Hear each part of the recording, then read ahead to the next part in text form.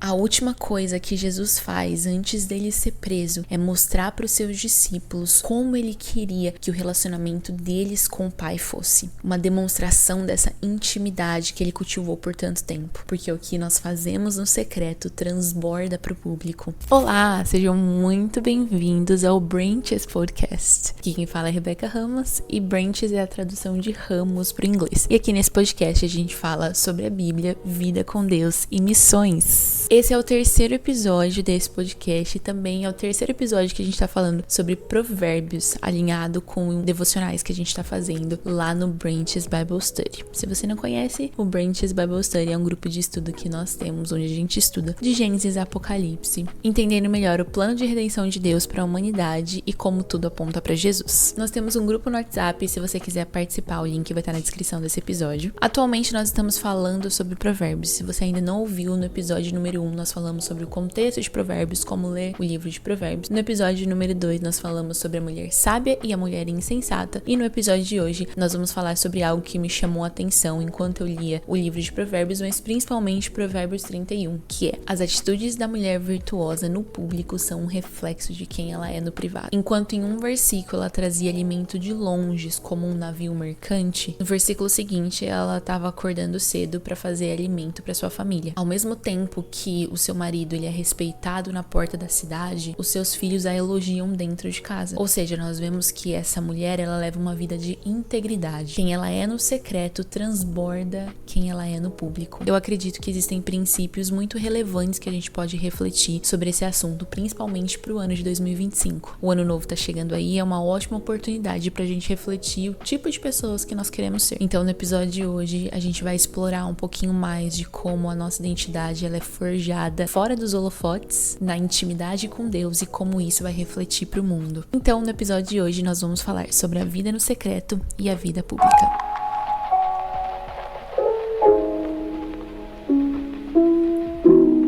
Você já parou pra pensar quem é você quando ninguém tá olhando? E como isso afeta como as pessoas te veem? A nossa vida pública, ela é sustentada ou destruída por aquilo que nós fazemos no secreto. E hoje a gente vai mergulhar um pouco mais sobre isso com base em Provérbios 31, mas também com alguns outros exemplos da Bíblia. Mas para começar, a gente vai falar primeiro sobre integridade. O que é ser uma pessoa íntegra? Integridade é ser completo, consistente e honesto em todas as áreas da vida, tanto no que é visível quanto no que é escondido. A palavra hebraica usada para integridade no Antigo Testamento é tamim, que significa algo inteiro, sem falhas. No Salmo 15, Davi pergunta: quem, Senhor, habitará no teu tabernáculo? Quem há de morar no teu santo monte? E ele mesmo responde a essa pergunta: aquele que vive com integridade, pratica a justiça e de coração fala a verdade. Isso nos mostra que para estar na presença de Deus, nós precisamos ser íntegros. E isso começa no secreto, quando ninguém mais está olhando. Quando nós olhamos para Provérbios 31, nós vemos que essa mulher virtuosa ela realiza muitas ações louváveis publicamente, mas o que sustenta tudo isso é o trabalho que ela faz no secreto. Ela cuida da sua casa com diligência, ela planeja o futuro e provê para sua família, mas acima de tudo, ela teme ao Senhor. E isso é algo que só pode ser cultivado na intimidade com Deus. E a gente vê pelo próprio livro de Provérbios que o temor do Senhor é o princípio da sabedoria. Nós sabemos que essa mulher é uma mulher temente a Deus. Outros exemplos que nós vemos na palavra é o exemplo de Daniel. Daniel ele é um exemplo de como o secreto sustenta o público. Antes dele enfrentar diversos desafios na caminhada dele, a gente vê que ele orava 3 vezes ao dia, mesmo quando ninguém estava vendo. E é claro que o nosso maior exemplo é Jesus. Antes de realizar milagres ou de ensinar as multidões, Jesus ele sempre se retirava para ter tempo com o Pai em lugares solitários, porque é nesse lugar secreto que nós desenvolvemos o nosso caráter, a nossa força espiritual e também a nossa intimidade com Deus. E Jesus ele deixou muito claro que essa é a expectativa que ele tem para nós no nosso relacionamento com Deus. Nos evangelhos, quando a gente olha para a narrativa bíblica sobre a vida de Jesus, nós vemos constantemente ele se retirando para ter tempo com o Pai e como isso transbordava na vida de qualquer pessoa que encontrava Jesus. E para mim, algo incrível quando eu olho principalmente para o evangelho de João, a última oração de Jesus antes dele ser preso lá no capítulo 17. É uma oração oração que ela é cheia de ouro, assim, é uma oração muito especial. Daria pra gente estudar, destrinchar essa oração aqui muito. Mas essa oração onde Jesus, ele expressa os mais íntimos desejos dele de que o povo, os seus discípulos, tivessem relacionamento com o Pai, ele faz isso de forma pública, ele faz isso na frente dos discípulos. A última coisa que Jesus faz antes dele ser preso é mostrar para os seus discípulos como ele queria que o relacionamento deles com o Pai fosse. Uma demonstração dessa intimidade que ele cultivou por tanto tempo. Porque o que nós fazemos no secreto transborda para o público. Jesus disse mesmo em Lucas 6,45, a boca fala do que está cheio o coração. Se a vida no secreto ela é negligenciada, isso vai refletir diretamente na forma como nós tratamos as pessoas, como nós tomamos decisões ou como nós enfrentamos os desafios da vida. Vamos olhar para José, por exemplo. José, ele foi fiel na casa de Potifar quando ninguém mais estava vendo, e essa integridade sustentou ele para que ele pudesse governar o Egito anos depois. O contrário também é válido. Os fariseus, eles são um exemplo de como uma vida pública sem fundamento no secreto ela é vazia. Jesus chama os fariseus de sepulcros caiados, ou seja, bonitos por fora, mas cheios de podridão por dentro. Então, com base em tudo isso, nós precisamos refletir: quem somos nós no secreto? O que está sustentando a nossa vida pública? Eu tenho 3 perguntas para fazer para você, para te levar a essa reflexão. Quem somos nós quando ninguém está olhando?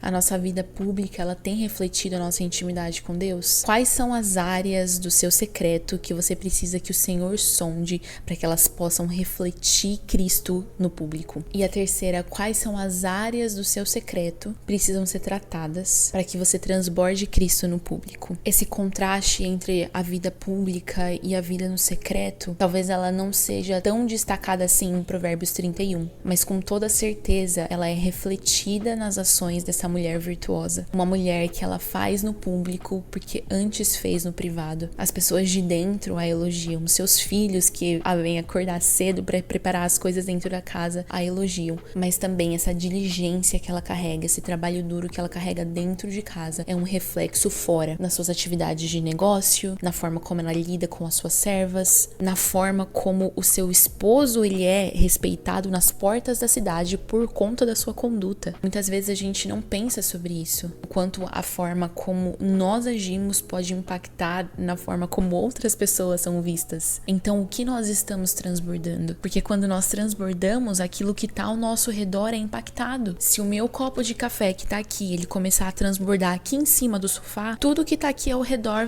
vai ser molhado. O que você tem cultivado dentro de você que ao transbordar vai impactar as pessoas ao seu redor? Porque se a gente vai cultivando coisas podres dentro de nós vamos transbordar coisas podres. E as pessoas ao nosso redor vão ser impactadas sim, mas com as coisas podres que nós estamos cultivando. Agora, se nós cultivamos virtude, se nós cultivamos a sabedoria, se nós cultivamos um lugar de intimidade com Deus, quando essas coisas transbordarem, tudo que tá ao nosso redor vai ser impactado, vai florescer. Então eu quero trazer aqui 3 passos práticos para você cultivar essa vida no secreto no próximo ano, ou nesse ano, não sei, eu tô gravando em 2024. Mas se você quiser começar 2025 com uma base sólida, eu tenho 3 coisas para te falar. Invista na sua intimidade com Deus. Dedique tempo para a leitura da Bíblia, para oração, para passar tempo conhecendo o seu Deus, conhecendo o seu Pai.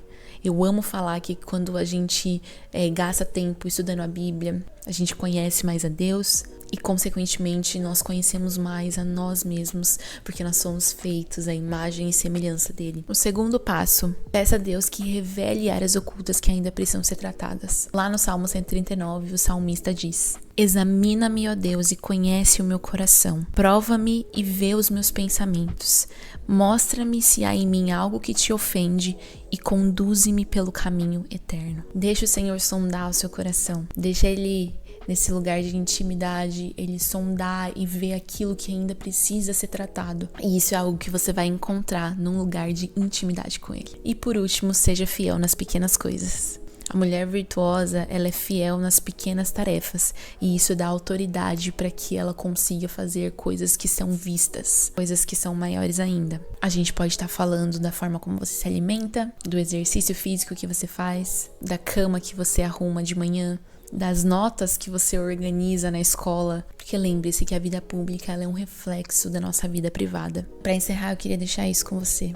A nossa vida no público, ela só vai ser tão forte quanto é a nossa vida no secreto. Nós precisamos ser íntegros tanto diante de Deus quanto diante das pessoas. Davi, ele escreve no Salmo 37: agrada-te do Senhor e Ele satisfará os desejos do seu coração. E isso começa no secreto, onde nós encontramos prazer em Deus. E Ele transforma os nossos desejos para refletir a vontade dEle. Que em 2025 você escolha investir na sua vida no secreto. Que tudo aquilo que você fizer no público seja um reflexo da intimidade que você tem com Deus. Muito obrigada por estar com a gente até aqui. Eu espero que esse episódio tenha te abençoado. Você pode compartilhar com outras pessoas para que elas também possam ser abençoadas. Se você ainda não faz parte do nosso grupo de estudo, o link vai estar na descrição desse episódio. Que Deus te abençoe e até semana que vem.